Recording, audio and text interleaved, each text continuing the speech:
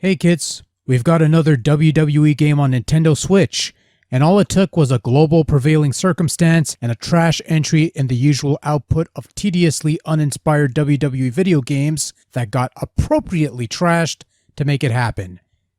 And good news, it doesn't run like complete trash. It plays well enough, performance is smooth, barring some spotty online bits where the frame rate drops, which also happens on rare occasions offline, but for the most part, plays pretty well. Even on handheld mode, where the graphics adopt a Vaseline screen filter for lack of a better term, it plays pretty smoothly. So congratulations WWE 2K Battlegrounds. You are, by default, the best WWE video game to grace Nintendo Switch, which, considering the other game that graced the system was a couple of years ago and wasn't quite up to par, isn't really saying much, but hey, I'll give this thing credit where it's due. Now, all that being said, is WWE 2K Battlegrounds actually any good? Well, it's complicated, which is somewhat ironic considering that today's subject matter is anything but. WWE Battlegrounds, we'll set aside the little 2K thing from the title because that ruins an otherwise fine yet generic pay-per-view name. Anyways, this is a wrestling game of sorts, much like most WWE video games would be, except this one's a little different. See, unlike the other WWE 2K games where they try to put out a quote-unquote realistic wrestling simulator unquote type of thing, and more often than not fail miserably, Battlegrounds is more arcadey, over-the-top wackiness with cartoonish-looking wrestlers and elaborate set pieces.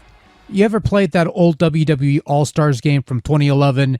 This is similar to that in some ways and in others not so much, but the general idea is to create a game that is more user-friendly, easy to pick up and play, and generally more approachable than the usual fare, and in some ways they succeed, and in others not so much. So Battlegrounds boasts a roster of 70+ wrestlers to choose from, a mix of current-era WWE superstars, trademark, and legendary WWE Hall of Famers, trademark, with promise of more talent being made available through subsequent doses of downloadable content.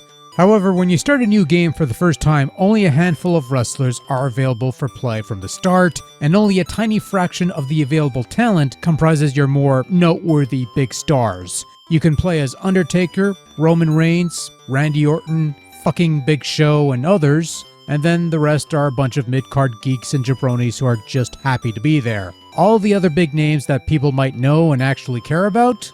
Dwayne, Stone Cold, Terry, Daniel Bryan Danielson, Andre, even all-elite talent like Jake the Snake Roberts, those are locked away and can only be unlocked by spending battle bucks, earned through playing the game or completing daily challenges or whatever. Suffice it to say, it's a lot of grinding for these battle bucks to unlock the rest of the roster, and unlike the main WWE games, there's no quick accelerator option that you could buy for a couple of bucks to unlock everything from the onset. Nope, you've got to go for the long haul. The closest thing to a shortcut is to spend real money in golden bucks, which has more in-game monetary value than battle bucks, and thus you spend less of these than the other thing. And here's the thing, it's an option, not a mandatory thing. You could still unlock everything by playing the game for inordinate amounts of time and earning enough bucks to unlock some of your favorite wrestlers. Now, I wouldn't have minded this if only a small chunk of wrestlers needed to be unlocked and they were more premium specialized talent, as has been the case in WWE games of ancient times. Particularly for a game like this, these wrestlers could have special talents that the normal stock wouldn't have. But because it's almost 2/3 of the advertised roster count, and some of those locked stars include regulars on TV like old Kanachani TV herself, which irritated me greatly because I wanted to get into this game, I wanted to play Asuka, and I have to spend money to make her available. Yeah, that's not a good first impression right off the bat.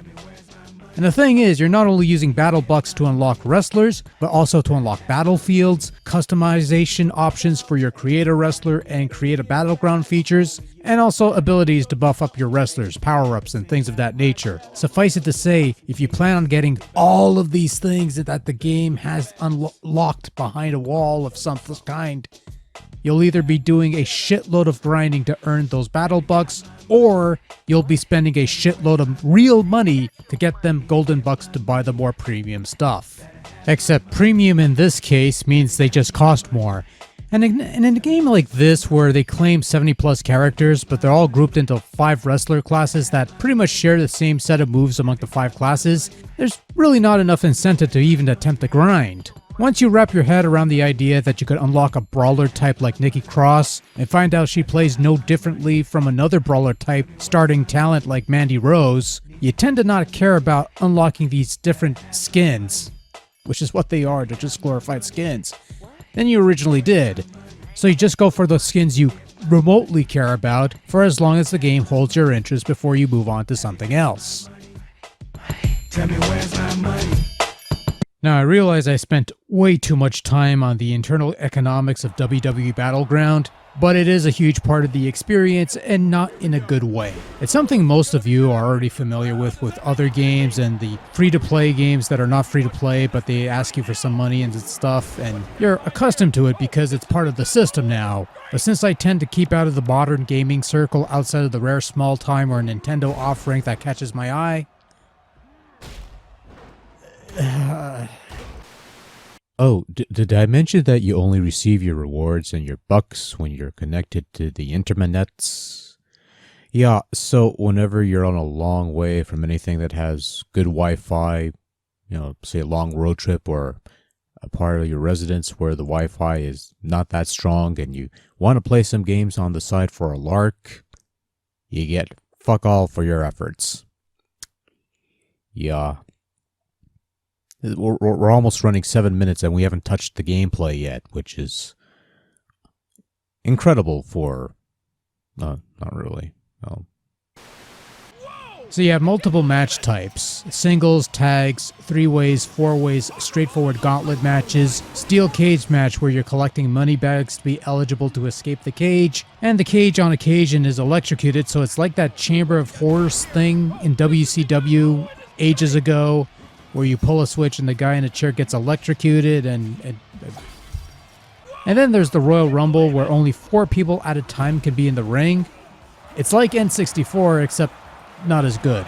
There are also 2 single-player campaign things, I think that's what people call them. A proper story mode with comic strip cutscenes that depict the story of Paul Heyman starting up a new WWE brand, and you're playing up these made-up wrestlers looking to join this new brand. Not usually a fan of these story things in the WWE games, and this is about as bad as most of the story modes I've played in these WWE games. Full disclosure, I've yet to complete this mode at the time of recording, so there's no word as to whether Paul Heyman eventually gets shit-canned and replaced by Bruce Pritchard, where everything goes to shit, much like the current WWE television product, but I digress.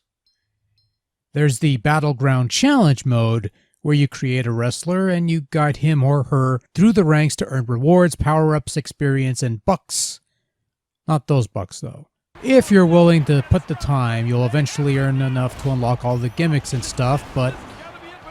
And then there's the 2 online modes: Tournament, which is a series of singles matches and things of that nature, and King of the Battleground, which is a online Eternal Royal Rumble thing that runs like ass. I mean, the frame rate on this thing, not very good. So after all that rubbish, how is the core gameplay of WWE 2K Battlegrounds? It's okay. That's all I got, really. It's a fairly stripped down wrestling engine where everyone has similar moves with only a few special and finishing moves unique to them, that depending on what kind of grappler they are. See, Battlegrounds has 5 different classes of wrestlers that everyone is grouped into: all around, technical, brawler, high flying, that sort of thing. And they have different strengths and weaknesses, as well as different base moves. Whenever you create a new custom wrestler, your moveset is dependent on what style of wrestler you turn them into. So if you make them a brawler, they'll have a brawler moveset, and so on and so forth. Each match starts with the entrances usually, and the entrances are quite unique for this game. Typically, a box will fall from the sky and your wrestler will just burst out of said box. Because as we all know, anybody that comes out of a box in wrestling is instantly over. Or so I've heard. I may have misremembered that, but I digress. You have 3 meters underneath your superstar, which comprises the disc that's underneath them. Your health meter on the bottom left, your stamina meter on the bottom right, and filling out the glowing blue disc is your heat meter. Health is your ability to kick out of pinfalls and submissions. Stamina is used up whenever you pull off special moves or use power-ups. Special moves being the moves that has your wrestler glowing a weird colors and such. Your stamina regenerates on its own though, don't worry. And when your heat meter is full after considerable offense, that's when you could pull off your signature move, aka your finisher that doesn't actually finish anybody so much that it just knocks a slab of health off. There are also environmental hazards triggered by tossing your opponents from certain areas into stuff, and these are fun for a lark, but not much else. In fact, I rarely make use of these extra bits, so sorry if they don't pop up on screen anytime soon. I don't know what I'm putting on screen, by the way. I just record these and then I worry about the editing later, but whatever. But who cares? So I'll be honest with you folks, playing the game at first, I was not quite as down on it as almost everyone else was that I've heard review the game. And I'll get this out of the way. For what is essentially a dumbed-down wrestling game that was made to be as stupidly simplistic as possible, this was fun for a lark. There's no real depth or anything in terms of the mechanics, but it's a perfectly functional spectacle with few hiccups popping up every so often, but nothing to an overall detrimental level with very few, very rare exceptions. And if this became the regular WWE thing in lieu of a port of the main series, I wouldn't have minded since it runs better than the one main 2K game that came out a couple years ago on Switch. That having been said, there is not nearly enough depth or replay value to merit the colossal time sink required to earn enough battle bucks to not only unlock the rest of the roster, but also the various battlegrounds, power-ups, and customizable options for your creation suite, which doesn't merit much mention here. It's simplistic fare, much like the rest of the game. In regards to the created wrestler, like I said before, your moveset is dependent on what style of wrestler you choose to have your wrestler be. Whatever, it's a thing that exists and just leave it at that. Setting all the extra fluff aside, Battlegrounds gameplay is bound to be divisive. It's either going to be a fun return to the simpler days of the faster-paced wrestling game, amped up the arcade standards, or it's a dreadfully shallow game with no real depth or long-term replay value. And both sides are certainly valid. Battlegrounds is not scratching the itch for those wanting a more no-mercy flavored game. Like I said, it's more along the lines of All-Stars, and that's being generous. It's certainly far more out there in terms of the short-term scope, and perhaps even more basic in terms of the gameplay. But it is fairly easy to pick up and play. The tutorial helps in acclimating you to the nuances of the game, though you'll eventually want to get rid of that as soon as possible. And for a short-term LARP or party game, it's nice and approachable. I just don't think it has much staying power. Probably after a week or so, you'll more than likely move on to something else, whether you've unlocked everything or not, but once again, your mileage may vary in this regard. WWE 2K Battlegrounds has a cartoonish, over-the-top visual style that is a stark contrast from the quote-unquote realistic graphics of the usual output. And hey, that's not a bad thing. That's a good thing, because that means you don't have to worry about facial inconsistency or things of that nature. Everyone is modeled to look like those cheap plastic action figures you'd get from the dollar store, and I'm probably being generous, but you could at least tell apart the ones that matter. Well, the older stock looks somewhat like who they're supposed to at least. The rest of the current stock, with a few exceptions, look somewhat interchangeable.